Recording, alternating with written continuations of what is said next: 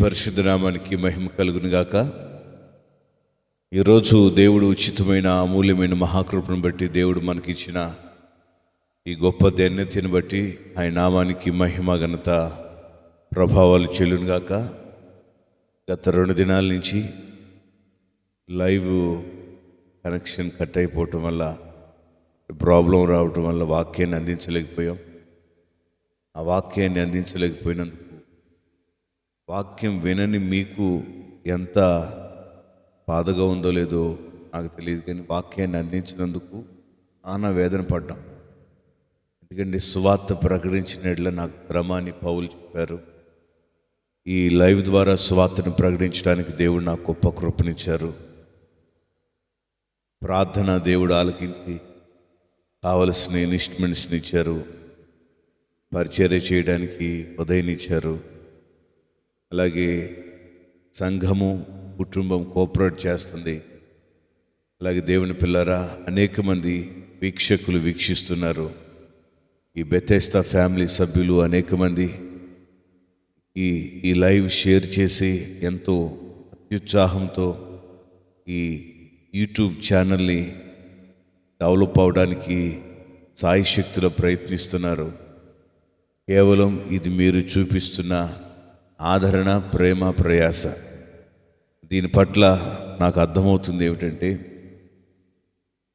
మీ అందరికీ ఎంత ఆసక్తి ఉందో, ఎంత విశ్వాసంతో మీరు ముందుకు వెళుతున్నారో నాకు తెలుస్తుంది. గత దినాల్లో లైవ్ ఇవ్వకముందు 2019లో లైవ్ ఇవ్వకముందు 75 మంది 76 మంది సబ్స్క్రైబ్ చేశారు. కిషోర్ బాబు మెసేజెస్ అఫీషియల్ అని ఛానలు, పాత ఛానలు 2021లో లైవ్ ఇవ్వటం ప్రారంభించిన తర్వాత అంచెలంచెలుగా 1K అవ్వడానికి సుమారు ఒక 1 year పట్టింది. ఆ తర్వాత సభలకు వెళ్ళాం. యూత్ టీం కూడా ఎంతో ప్రయాసపడ్డారు. యూట్యూబ్ ఛానల్ చాలా అద్భుతంగా డెవలప్ చేశారు. 3500 మంది దాంట్లో సభ్యులను జాయిన్ చేశారు. జాయిన్ అవడానికి కూడా ప్రభు సహాయం చేశారు బెతెస్దా ఫ్యామిలీ సభ్యుల ద్వారా. అలాగే 6,35,000 మంది పైన 600 ప్రసంగాలను వీక్షించడం జరిగింది. కొన్ని అనివార్య కారణాలను బట్టి ఆ ఛానల్ మిస్ అయిపోయింది. మరి న్యూ ఛానల్ పెట్టి ఇప్పటికీ సుమారు 9 దినాలు అవుతుంది. 9వ రోజు ఇది. ఇప్పటికీ 10,000 మంది కంటే ఎక్కువ మంది వీక్షించారు. కొత్త ఛానలు, మన వాళ్ళకి సబ్స్క్రైబ్ చేసిన వాళ్ళకి తప్ప బయట వారికి తెలియదు. మన చర్చి సభ్యులు, బెతెస్దా ఫ్యామిలీ సభ్యులు ఎంతోమంది, చిన్నవారు, పెద్దవారు, యవనస్తులందరూ కూడా ప్రయాసపడి ఇది అనేక మందికి అందించాలని ఎంతో ఆశతో, విశ్వాసంతో దేవుని పిల్లరా ప్రయాసపడుతున్నారు. మీ ప్రయాస ప్రభునందు వ్యర్థం కాదని దేవుని వాక్యం చెప్తుంది. 1K సబ్స్క్రైబర్స్ లేకపోవటం చేత యాప్ నుంచి మనీ కట్టి ప్రతిరోజు లైవ్ ఇస్తున్నాం. 1 monthకి మనీ పే చేసాం. ఈ 1 monthలో దేవుడు అద్భుతాన్ని చేస్తారని. 6 రోజులు బాగానే వచ్చింది లైవ్. 7వ రోజు నుంచి ప్రాబ్లం అయిందనమాట. మేము చేయగలిగింది ఏమి లేదని మెసేజ్ పెట్టారు.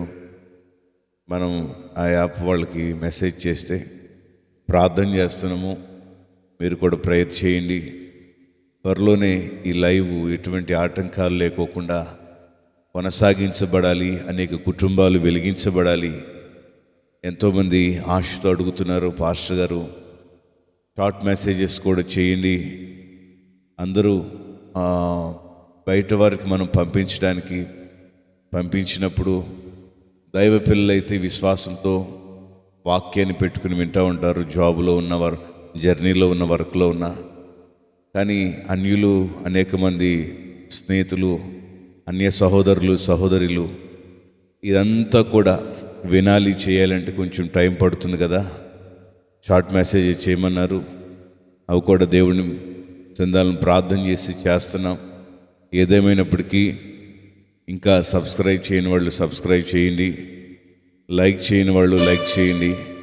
వాక్యాన్ని మాత్రం మీరు విన్నట్టుగానే పాటించి ముందుకు వెళ్ళాలని ప్రొపెట్ మనం చేస్తున్నాను. రాబోయే కాలంలో మరింత క్షేమాన్ని దేవుడు మన కుటుంబాలకు కలిగించునుగాక. ప్రార్థన. పర్వతండ్రి, నీకు స్తోత్రాలు చెల్లిస్తున్నాం. ఈ లైవ్ ప్రోగ్రామ్ను కొనసాగిస్తూ ఉండగా ఈ దినం పాడుచున్న పాటలో ధ్యానిస్తున్న వాక్యంలో నీ పరలోకపు సన్నిధిని తోడుగా ఉంచి నడిపించి నీ కృపచేత బలపరిచి నీ నామానికి మహిమ తెచ్చుకుని ప్రార్థన చేస్తాం. నీ దయా సంకల్పాన్ని బట్టి నువ్వే మేలు చేయండి. నీ దయగలిగిన నష్టం చాటున మమ్మలను ఖాయమని ప్రార్థన చేస్తున్నాం. నీ కృపా, నీ దయా, నీ కటాక్షం ద్వారా మా జీవితాలకు క్షేమాన్ని కలిగించండి. వినేవారికి విశ్వాసం, ఇష్టత, ఆధ్యాత్మిక అనుభవాలు ప్రతి ఒక్కరిలో కూడా కలుగు చేయమని ప్రార్థన చేస్తున్నాం. నీ పరలోకపు ఆనందాన్ని నీ ప్రజలు వీక్షించినట్లు, అనుభవించినట్లుగా సహాయం చేయమని ఈ పాటలు, వాక్యాన్ని వింటుండగా వారి జీవితాలకు గొప్ప క్షేమాన్ని కలుగు చేయమని యేసు నామమున అడుగుచున్నాం తండ్రి. ఆమేన్, ఆమేన్. ఈ సమయంలో ఒక పాట పాడి ప్రభునామాన్ని మహింపరుద్దాం. దేవుడే మన జీవితాల్లో గొప్ప క్షేమాన్నిచ్చి నడిపించునుగాక.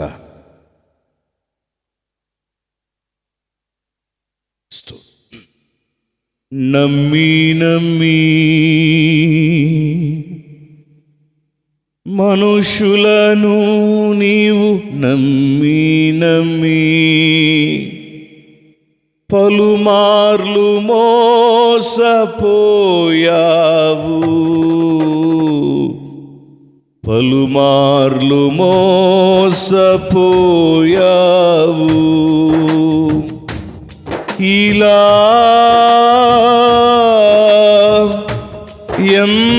ఎంతకాలము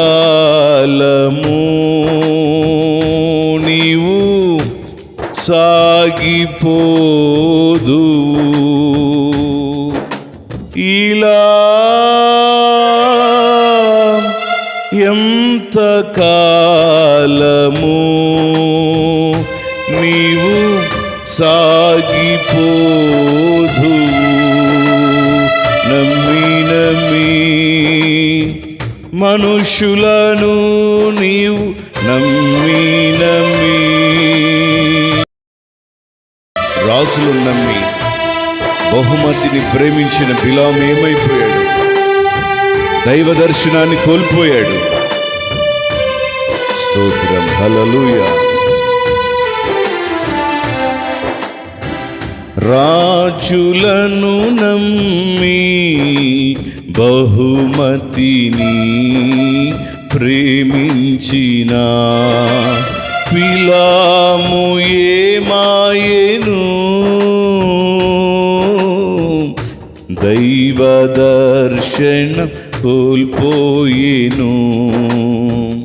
రాజులను నమ్మి బహుమతిని ప్రేమించిన బిలాము ఏమాయెను? దైవ దర్శనం కోల్పోయెను. నా యేసయ్యను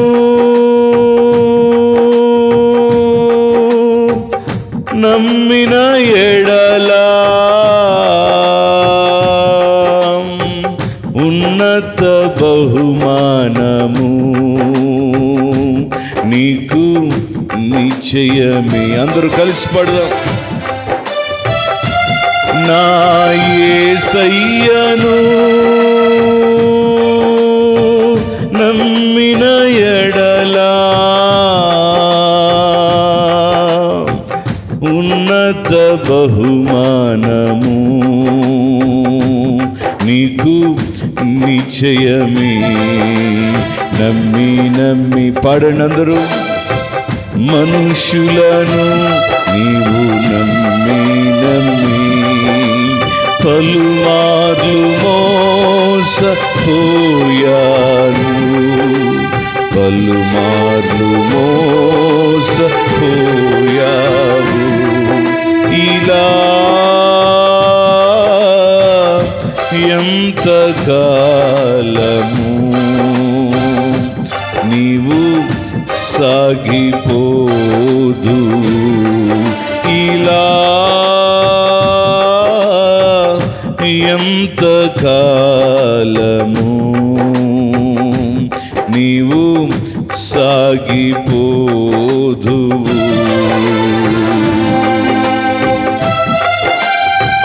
ఐశ్వర్యమును నమ్మి వెండి బంగారమును ఆశించిన ఆకాను ఏమైపోయాడు? అగ్నికి ఆహుతి అయిపోయాడు. నా యేసయ్యను నమ్మిన ఎడల మహిమైశ్వర్యము నీకు నిశ్చయమే. అవును ప్రభా, నీ యందు విశ్వాసంతో నేను నమ్మి ముందుకు సాగుతానని చెప్పి ప్రభువుని స్తుతిస్తూ ముందుకు సాగాలి. స్తోత్రం, హల్లెలూయా. ఐశ్వర్యము నమ్మి వెండి బంగారము ఆశించిన ఆకాను ఏమాయెను? అగ్నికి ఆహుతి ఆయెను. నా యేసయ్యను నమ్మిన ఎడలా మహిమైశ్వర్యము నీకు నిశ్చయమే. నా యేసయ్యను నమ్మిన ఎడలా మహిమైశ్వర్యము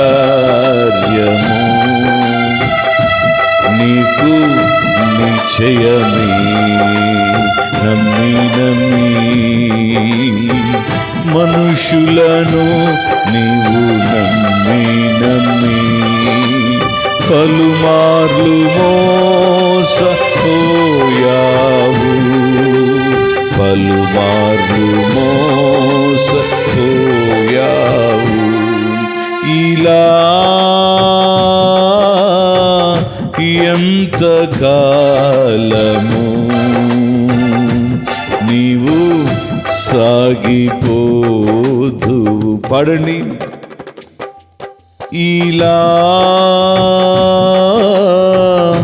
ఎంత కాలము నీవు సాగిపోదు. ఇలా ఎంత కాలము నీవు సాగిపోదు.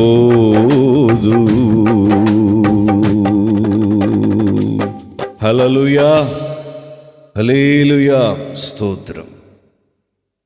ఈరోజు దేవుడు మనల్ని ప్రేమించి మనకు అందించిన వర్తమానంలో నుంచి ఒక వచనాన్ని చదివి ధ్యానం చేద్దాం. ప్రభు ఎంతగానో తన మహాకృప ద్వారా తన దయా సంకల్పాన్ని బట్టి ఎంతగానో దేవుడు క్షేమాన్ని నెమ్మదిని మనకిచ్చి నడిపిస్తూ వచ్చారు. దేవుని దయా సంకల్పాన్ని బట్టి ఎంతో ఆశ్చర్యకరుడైన మన ప్రభువు అనంతమైన తన కృపను మనకిచ్చి ఎంతో క్షేమాన్ని, నెమ్మదిని, సమాధానాన్ని దేవుడు మనకి ఇచ్చినందుకు నేను ఎంతగానో స్తుతిస్తున్నాను ప్రభువుని. పరిశుద్ధ గ్రంథం నుంచి దేవుని యొక్క వాక్యాన్ని చదివి ధ్యానం చేద్దాం. సామెతల గ్రంథం 24వ అధ్యాయము 20వ వచనం నుండి 25వ వచనం వరకు వచ్చిన భాగాన్ని నేను చదువుతున్నాను. బైబిల్లో ఉన్న వారు తెరచి చూడండి. సామెతల గ్రంథం 20వ అధ్యాయము 20వ వచనం నుండి 21వ వచనం నుండి 25వ వచనం వరకు నేను చదువుతున్నాను.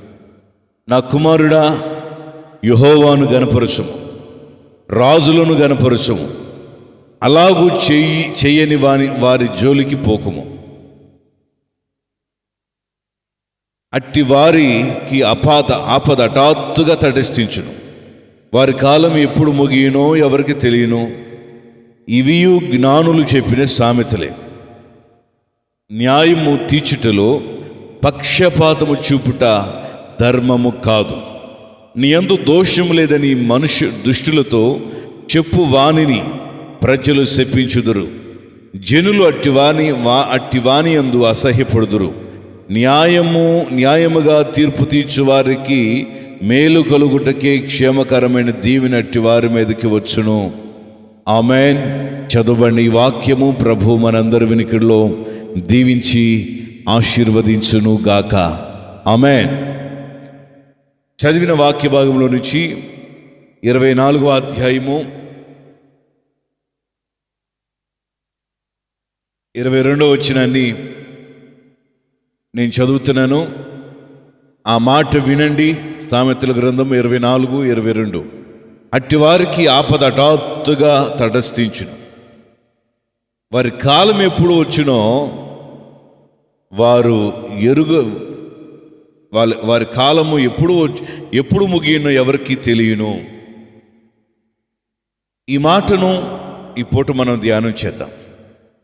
వారి కాలము ఎప్పుడు వచ్చునో, ఎవరి కాలము? యెహోవాను గణపరచుము, రాజులను గణపరచుము, అలా చెయ్యి వారి జోలికి పోకండి. కొంతమంది దేవుణ్ణి ఆరాధించే వారిని ఏడ్పిస్తూ ఉంటారు. ప్రభు మందిరానికి వెళ్ళే వారిని అపహసిస్తూ ఉంటారు. ప్రభు ఆలయాన్ని దర్శించుకుని దేవుని మందిరంలో దేవుని ఆరాధిస్తున్న వారికి అవమానాలు, అగచాట్లు కలుగు చేస్తూ ఉంటారు. నా ప్రియ సహోదరి సహోదరులారా, దేవుడు మనలను ప్రేమించి తన వాక్కు చేత సమస్తాన్ని కలుగు చేసి తన చేతితో మానవుణ్ణి చేసి ఎంతో ప్రేమించి ఒక స్థితికి తీసుకువచ్చాడు. ఆ మానవుడు ఆ దేవుని ప్రేమను అర్థం చేసుకోలేక, అర్థం చేసుకున్నవారు అర్థం చేసుకున్నారు, అర్థం చేసుకొని వారు దూషిస్తున్నారు, అవమానిస్తున్నారు. దేవుని ప్రేమను మానవుడు అర్థం చేసుకోలేక ఎన్నో దూషణకరమైన మాటలు, అవమానాలు, నిందలు ఇవన్నీ కూడా తెలియచేస్తున్నారు. నా ప్రియమైన వారలారా, దేవుని బిడ్డల జోలికి కానీ, పరిశుద్ధుల జోలికి కానీ, సేవకుల జోలికి కానీ ఎవరైనా వస్తే ప్రభువు అప్పుడు మెచ్చడు. ఎందుకు అంటే దేవుని వాక్యము నమ్మదగినది. ఒక సినిమా హీరోని ఏమనంటే ధర్నా చేస్తారు, ఒక రాజకీయ నాయకుని ఏమనంటే అరెస్ట్ చేస్తారు, ఒక ప్రభుత్వాన్ని వ్యతిరేకిస్తే ఎఫ్ఐఆర్ నోట్ చేస్తారు. అంటే ప్రభుత్వాలనే, సినీ రంగాన్ని, సినీ పరిశ్రమనే, లోకములో ఉన్న కొందరినే అన్నప్పుడు, అంత ఎమోషనల్గా ఫీల్ అవుతున్నప్పుడు, స్వయాన ప్రపంచాన్ని ఏలుచున్న ప్రభు అయిన దేవుడు ఆయన బిడ్డలకు ఆపద వచ్చినప్పుడు, అవమానం వచ్చినప్పుడు, నిందలు వచ్చినప్పుడు, శ్రమ వచ్చినప్పుడు, దుఃఖం వచ్చినప్పుడు, గాయములు తగిలినప్పుడు, నొప్పి తగిలినప్పుడు, కన్నీరు కాచినప్పుడు, అవమానించినప్పుడు, కొట్టి నెట్టి దూషించినప్పుడు ప్రభు ఊరుకుంటాడా? ప్రభు క్షమిస్తాడా? ప్రభు శిక్షను పంపిస్తాడు. ఈ రాత్రి దేవుని వాక్యం ఇచ్చిన నా ప్రియమైన వారలారా, దేవుడు చూస్తున్నాడు, ఆయన వింటున్నాడు. ఆయన విని, ఆయన చూసి మన జీవితాల్లో ఏది చేయాలో అది చేస్తాడు. యెహోవాను గణపరిచే వారి జోలికి కానీ, రాజులను గణపరిచే వాళ్ళ జోలికి కానీ వెళ్ళారు అంటే వారికి ఆపద హఠాత్తుగా తటస్థిస్తుంది. జాగ్రత్త. దేవుని భయంతో ఈ లోకంలో జీవించాలి. ప్రస్తుత కాల పరిస్థితులను గమనించినట్లయితే మానవుడు చేసిన పాపానికి ఖచ్చితంగా భూమి మీద శిక్ష అనుభవిస్తున్నాడు. వ్యాధులతో కొంతమంది, బాధలతో కొంతమంది, కోర్టు కేసులతో కొంతమంది, అనారోగ్యాలతో కొంతమంది, దేవుని పిల్లల అవమానాలతో కొంతమంది, ఇటు బ్రతకలేక అటు చావలేక, కన్నవారి చేత, కట్టుకున్న వారి చేత అవమానాలు భరించలేక భయంకరమైన వేదనలో జీవిస్తున్నారు నేటి సమాజం. ఇదంతా కూడా శిక్ష పాపానికి ప్రతిఫలం. ఏది నీ గర్వం? దేనికండి నీ అహంకారం? దేనికి నీ గర్వం? ఆగిపోతున్న కార్యాలను ఎందుకు ఆగిపోతున్నాయో ఆలోచన ఉందా? ఎందుకు నీ జీవితం ఇలా అయిపోతుందో ఆలోచన ఉందా?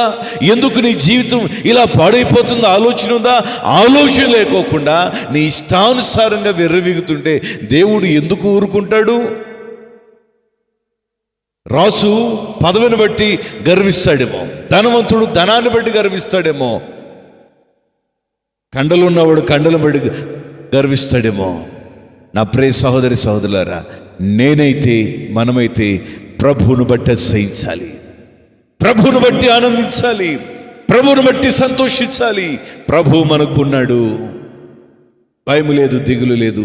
ఈ జీవిత యాత్రలో యేసు ప్రభువు నాతో ఉండగా నాకు భయం లేదు.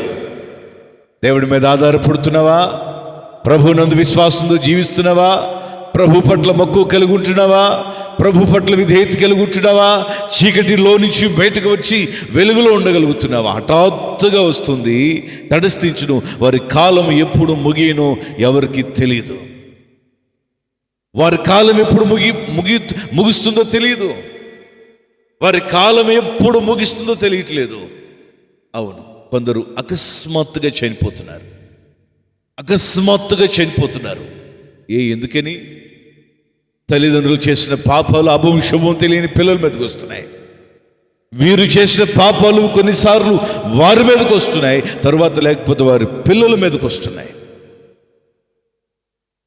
కాబట్టి ఈ రాత్రి దేవుని వాక్యం ఇచ్చిన నా ప్రియ చెల్లి, తమ్ముడు, అక్క, అన్నయ్య, భయభక్తులతో దేవుని వాక్యాన్ని వీక్షించండి. విశ్వాసంతో దేవుని వాక్యం మీద మక్కువ కలిగి నడవండి. విశ్వాసంతో దేవుని వాక్యం మీద భయభక్తులు కలిగి నడవండి. విశ్వాసంతో దేవుని వాక్యం పట్ల నిశ్చయతతో నువ్వు జీవించి ముందుకు సాగాలని ప్రభు పేరిట నేను మనవి చేస్తున్నాను.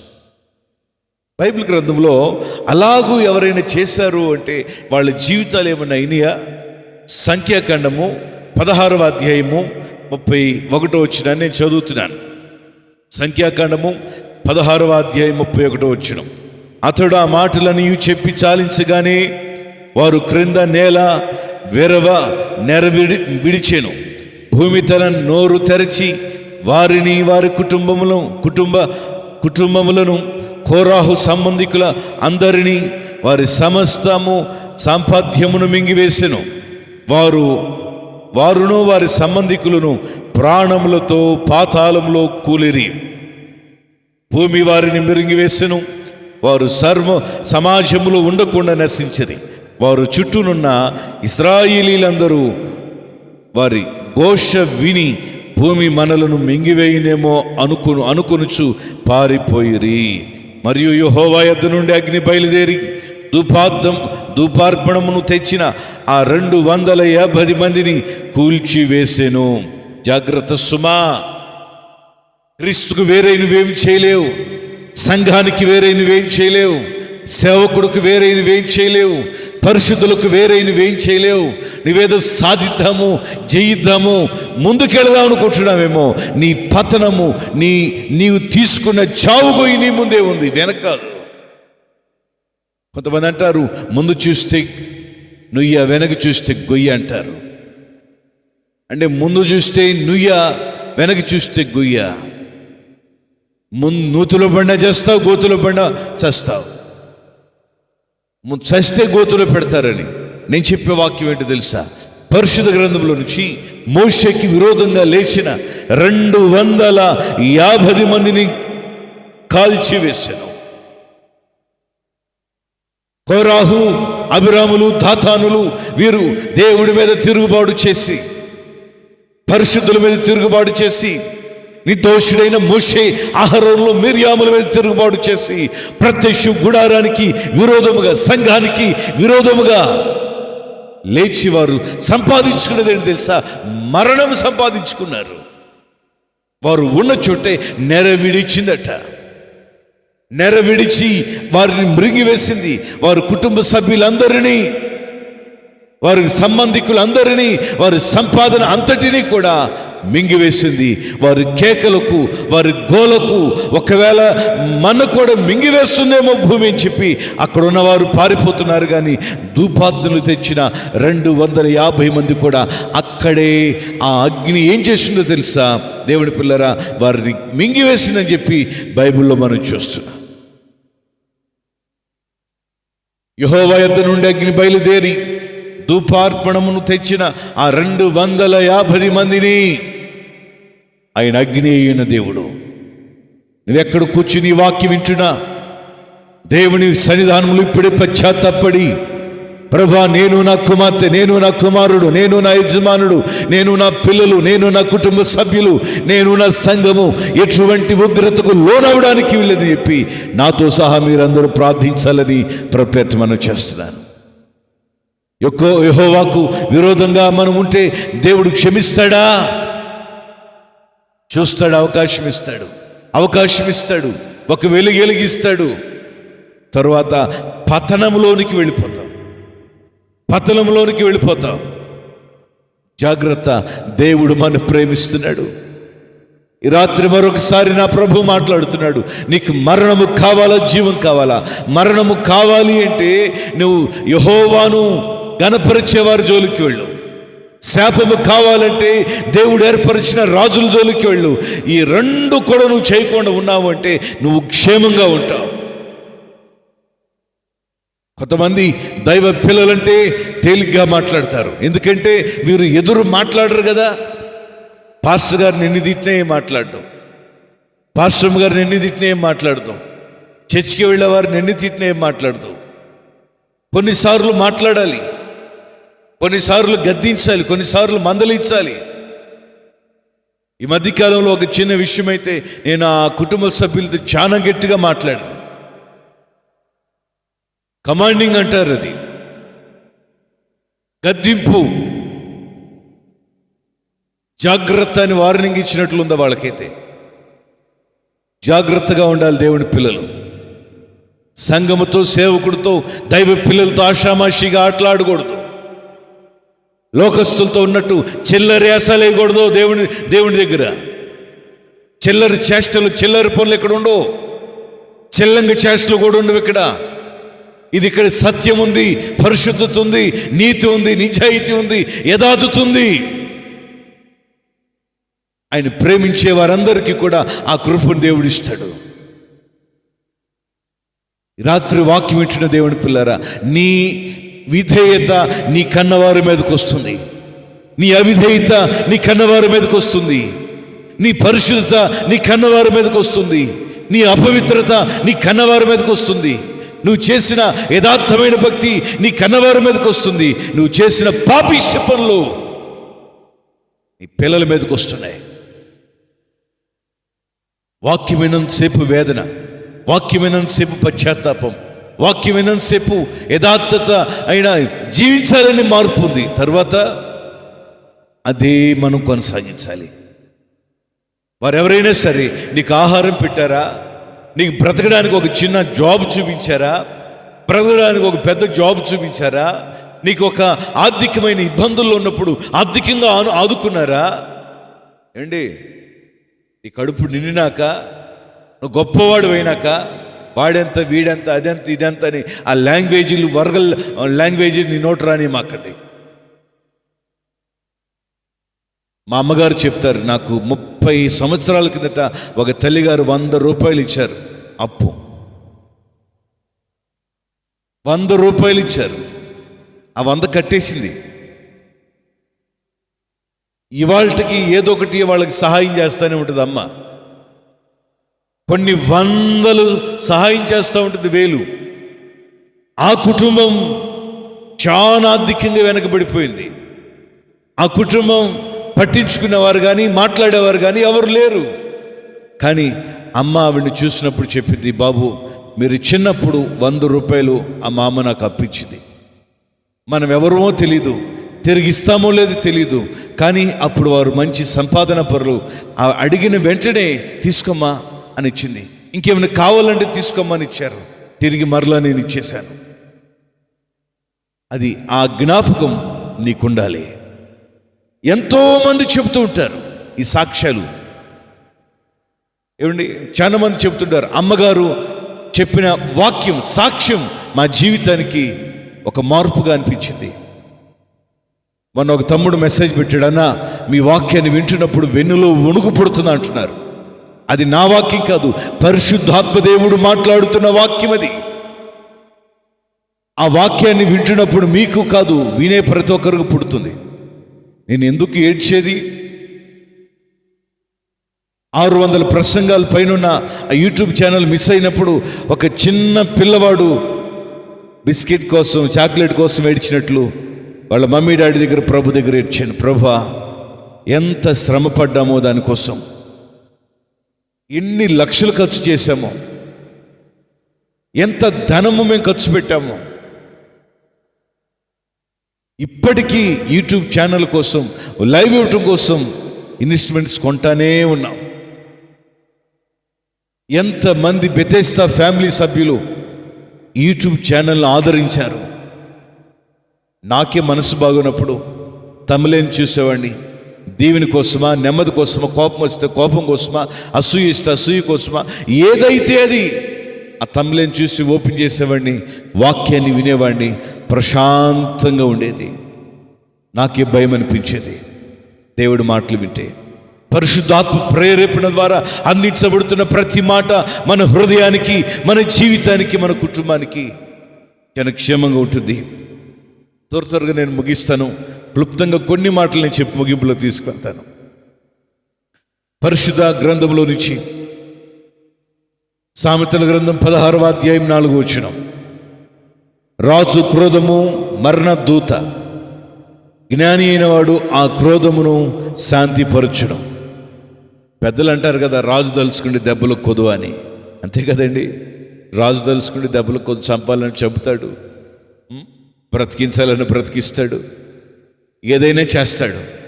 అదే జ్ఞానవంతుడైతే ఆ కోపాన్ని, క్రోధాన్ని చల్లారుస్తారట. నీవు జ్ఞానవంతురాలుగా ఉంటే నీ భర్త కోపాన్ని చల్లారుస్తావు. నువ్వు జ్ఞానవంతుడు ఉంటే నీ భార్య కోపాన్ని చల్లారుస్తావు. నీవు జ్ఞానవంతురాలుగా ఉంటే నీ కుటుంబం, నీ సరౌండర్స్లో ఉన్న ప్రతి ఒక్కరి కోపాన్ని కూడా చల్లార్చగలుగుతావు. అంటే నీ మాటలోనే, నీ విధేయతలోనే, నీ దేవుని పిల్లరా తగ్గింపులోనే శాంతి ఉందని బైబిల్ చెప్తుంది. ఆఖరిగా కీర్తన గ్రంథం 90వ కీర్తన మొదటి 11వ వచనాన్ని చదువుతున్నాను. 90వ కీర్తన 11వ వచనం. నీ ఆగ్రహ బలము ఎంతో ఎవరికి తెలియను, నీకు చెందవలసిన భయము కొలది పుట్టు నీ క్రోధము ఎవరికో ఎంతో ఎవరికి తెలియను. నీ ఆగ్రహ బలం ఎంతో ఏమండి ఎవరికి తెలియను, నీకు చెందవలసిన భయము కొలది పుట్టు నీ క్రోధము ఎంతో ఎవరికి తెలియను. అవును, దేవుడు మనం ప్రేమిస్తున్నాడు. మనిషి బ్రతికేది 70 ఏండ్లు, అధిక బలం ఉంటే 80 ఏండ్లు. ఇది కూడా ఆయాసం, దుఃఖం, ఇది కూడా బాధలేనండి, ఇది కూడా కష్టమే. కానీ దేవుని కృప చేత మన కాలగతులు దేవుని వశంలో ఉన్నాయి కనుక ఆ దేవుడే మనకు ఆయుష్నిచ్చి, ఆ దేవుడే మనకు ఆరోగ్యాన్నిచ్చి, ఆ దేవుడే మనకు క్షేమాన్నిచ్చి 128వ కీర్తనలో నీ పిల్లలను చూస్తావని చెప్పినట్లు దేవుడు నీ క్షేమాన్నిచ్చుడుగాక. రాత్రి ప్రభు పేరట నేను మేము బ్లెస్ చేస్తున్నాను.